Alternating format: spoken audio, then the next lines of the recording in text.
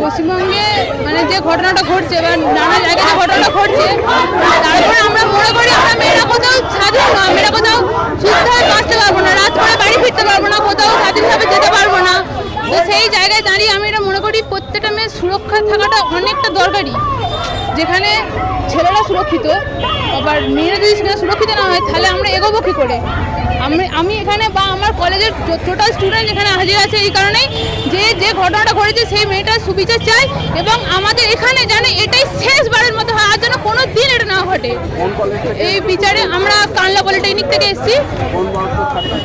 কানলা polytechnic, এখানকারই কানলা polytechnic.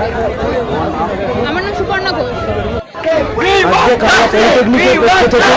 সমস্ত এই নরকীয় নৃশংস ঘটনার প্রতিবাদে আমরা সকলে আজকে সমবেত হয়েছি এবং সমবেত কণ্ঠে আমরা একটাই কথা বলতে চাই, আরজি করের এই নরকীয় ঘটনার উই ওয়ান্ট জাস্টিস।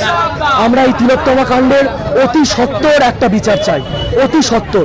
যেহেতু আমাদের কলেজের প্রত্যেকটি মা বোন নির্বিশেষে আমাদের কলেজে একটা বিপুল পরিমাণে মেয়েরা হোস্টেলে থাকে, তাদের সুরক্ষার দাবিতে, আমাদের প্রত্যেকের মা বোনদের সুরক্ষার দাবিতে, আমাদের প্রত্যেকের বাড়িতে মা বোন দিদি সকলে আত্মীয় প্রিয়জন সকলে রয়েছে, তারা কি আজকে সুরক্ষিত?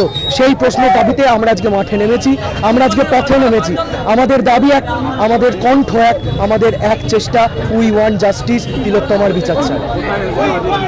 আজকে আমরা থানার সামনে একটাই দাবিতে এসেছি যে উই ওয়ান্ট জাস্টিস, অতি সত্বর আমাদের এই বিচার চাই।